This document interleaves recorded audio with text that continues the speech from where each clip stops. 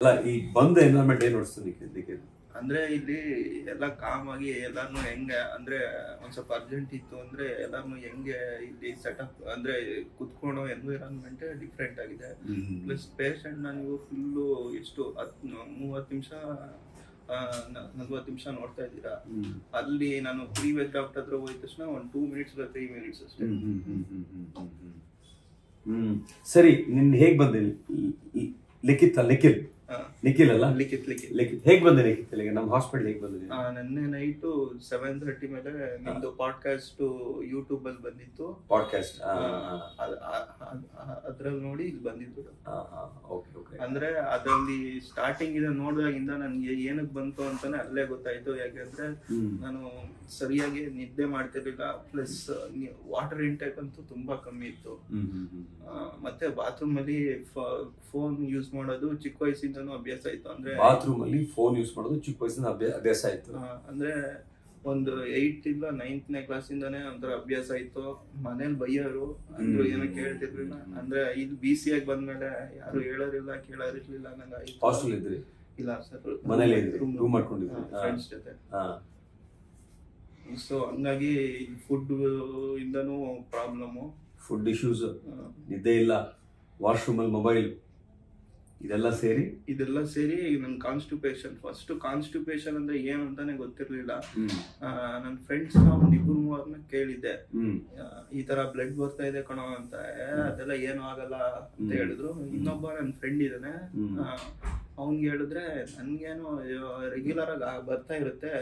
ಅಂದ್ರೆ ನಾನು carrot fibres ಅದು ಇದು ಎಲ್ಲ ತಿಂತೀನಿ, ಅವಾಗ ಸರಿ ಹೋಗುತ್ತೆ, ನಂಗೇನ್ ತೊಂದ್ರೆ ಆಗಲ್ಲ ಅಂತ. ಬಟ್ ನನ್ಗೆ ಆತರ ಹೇಳಿದ್ರೆ ಅವ್ರೇನು ರೆಸ್ಪಾಂಡ್ ಮಾಡಲಿಲ್ಲ.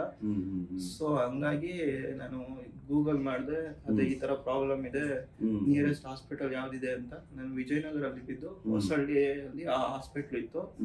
ಸೊ ಹಂಗಾಗಿ ಅಲ್ಲಿಗೆ ಹೋದೆ. ಅಲ್ಲಿ ಒಂದು ಫಸ್ಟ್ ಸಲ ಹೋದಾಗ ಅವರು ಇಲ್ಲಪ್ಪ ನಿನ್ಗೆ ಸ್ಟೂಲ್ಸ್ ಅಲ್ಲಿ ಅಂದ್ರೆ ಆರ್ಟ್ ಸ್ಟೂಲ್ ಬಂದಾಗ ಆತರ ಬ್ಲಡ್ ಬರುತ್ತೆ ಅಂತ ಹೇಳಿದ್ರು. ಸೊ ಮತ್ತೆ ಆತರ ಪ್ರಾಬ್ಲಮ್ ಅಂದ್ರೆ ಇನ್ನೊಂದ್ಸಲಿ ಬನ್ನಿ ಅಂತ ಹೇಳಿದ್ರು. ಮತ್ತೆ ಸೆಕೆಂಡ್ ಟೈಮ್ ಹೋದಾಗ ಇಲ್ಲ ಇದು ಅಂದ್ರೆ ಒಂದ್ 3 days ಆದ್ಮೇಲೆ ಜಸ್ಟ್ ಹೋಗಿದ್ದು, ಇಲ್ಲ ಏನೂ ಆಗಲ್ಲ ಅಂತ. ಮತ್ತೆ ಇನ್ನೊಂದ್ಸಲಿ ಟ್ಯಾಬ್ಲೆಟ್ಸ್ ಚೇಂಜ್ ಮಾಡಿದ್ರು. ಮತ್ತೆ ಹಂಗೆ ಅಂದ್ರೆ ಅಷ್ಟೊಂದೇನು ಆಗ್ತಿರ್ಲಿಲ್ಲ. ಮತ್ತೆ ಜನವರಿಲಿ ಮತ್ತೆ ಜಾಸ್ತಿ ಆದಾಗ ಇನ್ನೊಂದ್ಸಲಿ ಹೋದಾಗ ಅದೇನೋ ಎಂಡೋಸ್ಕೋಪಿನ ಸಿಗ್ಮೋಡೋಸ್ಕೋಪಿ ಮಾಡಿದ್ರು.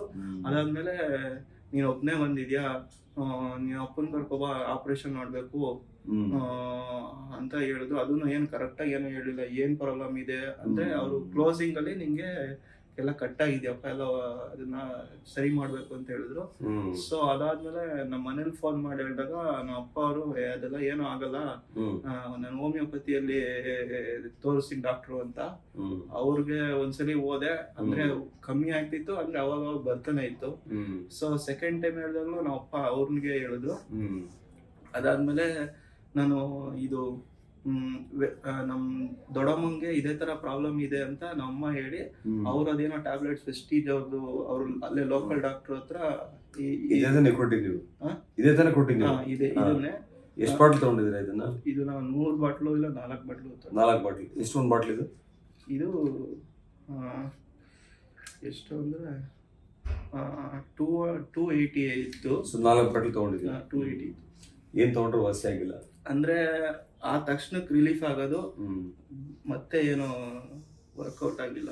ಅಂದ್ರೆ ನನ್ಗೆ ಅದು ತಗೊಂಡ್ ಇದ್ರಿಂದಾನೇ ಕಮ್ಮಿ ಆಗ್ತಾ ಇದೆ ಅಂತ ಅನ್ನಿಸ್ತಾ ಇತ್ತು. ಲಾಸ್ಟ್ 3 months ಇಂದ ಏನಾಗ್ತಾ ಇದೆ ಅಂದ್ರೆ ಫುಲ್ಲು ಅಂಡರ್ವೇರ್ ಎಲ್ಲ ಸ್ವೆಟ್ಟಿಂಗ್ ತರ ಆಗ್ತಾ ಇದೆ. ಸೊ ಹಂಗಾಗಿ ಇದು ವರ್ಕೌಟ್ ಆಗ್ತಿಲ್ಲ ಅಂತ ಗೊತ್ತಾಯ್ತು. ಅವಾಗಿಂದ ಏನ್ ಮಾಡ್ಬೇಕು ಅಂತಾನೆ ಗೊತ್ತಾಗ್ತಿರ್ಲಿಲ್ಲ. ಸೊ ನಿಮ್ ಪಾಡ್ಕಾಸ್ಟ್ ಇಂದಾನೆ ಬಂದಿತ್ತು. ವೀಕ್ಷಕರೇ, ಕೇಳಿದ್ರಲ್ಲ ನಮ್ಮ ನಿಖಿಲ್ ಅವರ ಕಥೆನ. ಅವ್ರ ಬಾಯಿಂದನೇ ಹೇಳ್ತಾರೆ, ನಾನು ಸರಿಯಾಗಿ ನೀರು ಕುಡಿತಾ ಇರಲಿಲ್ಲ, ನಾನು ತರಕಾರಿ ಹಣ್ಣು ಸೊಪ್ಪು ತಿಂತಿರಲಿಲ್ಲ, ನಾನು ವಾಶ್ರೂಮ್ಗೆ ಮೊಬೈಲ್ ಎತ್ಕೊಂಡು ಹೋಗ್ತಾ ಇದ್ದೆ, ನನಗೆ ಸಮಸ್ಯೆ ಆಯಿತು, ಕಾನ್ಸ್ಟಿಪೇಷನ್ ಆಯಿತು, ಫ್ರೆಂಡ್ಸಿಗೆ ಕೇಳಿದಾಗ ನೆಗ್ಲೆಕ್ಟ್ ಮಾಡು ಅಂತ ಹೇಳಿದರು, ತಂದೆನ ಕೇಳಿದಾಗ ಹೋಮಿಯೋಪತಿಗೆ ಹೋಗು ಅಂತ ಹೇಳಿದ್ರು. ಈ ರೀತಿ ನಿಖಿಲ್ ಯಂಗ್ಸ್ಟರ್ ಸುಮಾರು ವರ್ಷಗಳಿಂದ ಇದನ್ನು ಪಾಪ ಹೋಗಿದ್ದಾನೆ ಎಲ್ಲರ ಹತ್ರನೂ ಏನು ಮಾಡಬೇಕು ಅಂತ ಎಲ್ಲಿಗೂ ಸರಿಯಾಗಿ ಉತ್ತರ ಸಿಕ್ಕಿಲ್ಲ. ಅವ್ರಿಗೆ ಸ್ಟಾರ್ಟಿಂಗ್ ಇದ್ದಾಗ ಗ್ರೇಡ್ 1 ಪೈಲ್ಸ್ ಇತ್ತು, ಗ್ರೇಡ್ 2 ಆಯಿತು, ಗ್ರೇಡ್ 3 ಪೈಲ್ಸು ಆಯ್ತು. ಈಗ ಅದರ ಜೊತೆಯಲ್ಲಿ ಫಿಸ್ಟುಲಾ ಸಹ ಆಯಿತು. ಸೊ ಈ ರೀತಿ ಸಣ್ಣ ಸಮಸ್ಯೆನ ನೆಗ್ಲೆಕ್ಟ್ ಮಾಡ್ತಾ ಮಾಡ್ತಾ ಹೋಗ್ತಾ ಇದ್ರೆ ಗ್ರೇಡ್ 1 ಇಂದ ಗ್ರೇಡ್ 4 ಆಗುತ್ತೆ. ಸಿಂಪಲ್ ಫಿಸ್ಟುಲಾ ಇರೋದು ಕಾಂಪ್ಲೆಕ್ಸ್ ಫಿಸ್ಟುಲಾ ಆಗುತ್ತೆ.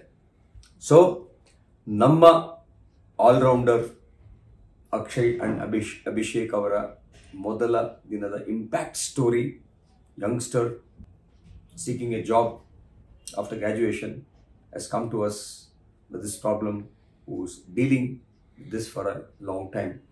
Thank you, Abhishek and Akshay. Thank you very much for making this young boy reaching out here.